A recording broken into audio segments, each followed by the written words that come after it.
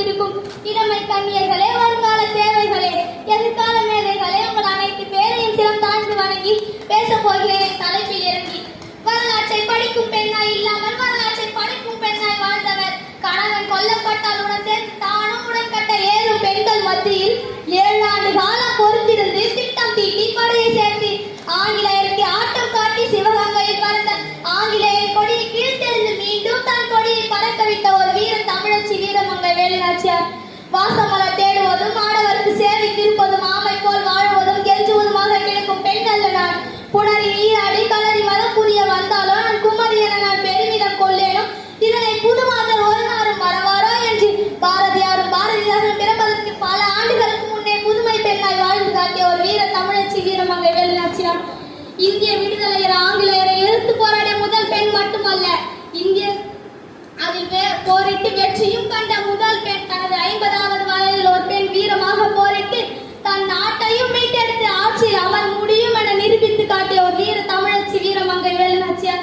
1730ஆம் ஆண்டு ஜனவரி மாதம் 3ஆம் தேதி ராமநாதபுரம் சமஸ்தான மன்னர் விஜய் ரகுநாத சேதுபதிக்கும் சகந்தி முத்தாத்தா தம்பதிக்கும் ஒரே மகளாக பிறந்தார் வேலுநாச்சியார். தென்சிங்கம் போல வளர்ந்தார் வேலுநாச்சியார். அவரது தந்தை தனது 16வது வயதில் 1746ஆம் ஆண்டில் சிவகங்கை சீம மன்னர் முத்து வடுகநாதரை மணந்து கொண்டார்.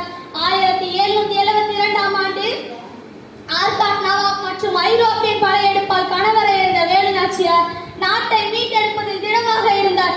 ஆயுதங்களை கையாலும் பலரி சினிமா குதிரை ஏற்ற வில்வித்தை என கையேந்த வேலுநாச்சியார் ஹைதர் அலியை சந்தித்து உருது மொழியில் ஆங்கிலேயர் எதிர்ப்பு பற்றி விலக்கி உதவி கூறினார்.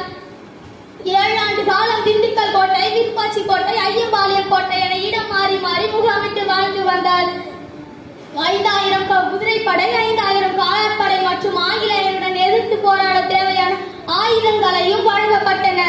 போர் பயிற்சி பெற்ற பெண் படைகளையும் வேலுநாச்சியார் உருவாக்கினார். அதன் பிறகு 10 ஆண்டு காலம் வெற்றிகரமாக வேலுநாச்சியார் ஆட்சி செய்தார். 1796ஆம் ஆண்டு டிசம்பர் மாதம் 25ஆம் தேதி வீரமங்கை வேலுநாச்சியார் மரணம் அடைந்தார். இந்தியாவுக்கு முதலாக தூபம் போட்ட வேலுநாச்சியார் தமிழர்களின் மனதில் மட்டுமல்லாது இந்தியர்களின் எண்ணத்திலும் நீண்ட இடமிட்டு சென்றுள்ளார். பேசுவதும் எழுதுவதும் நன்மைக்காக, பெருமை பெற்றால் அது உதவும் நாட்டுக்காக. அறிவு கொண்டது எதற்காக? ஆய்ந்து பார்க்கணும் அதற்காக. பிறர் உயிர் பேணுவோம் பெரிதாக, பெருமைகள் புரிவோம் பெரிதாக. வீரமங்கை பற்றி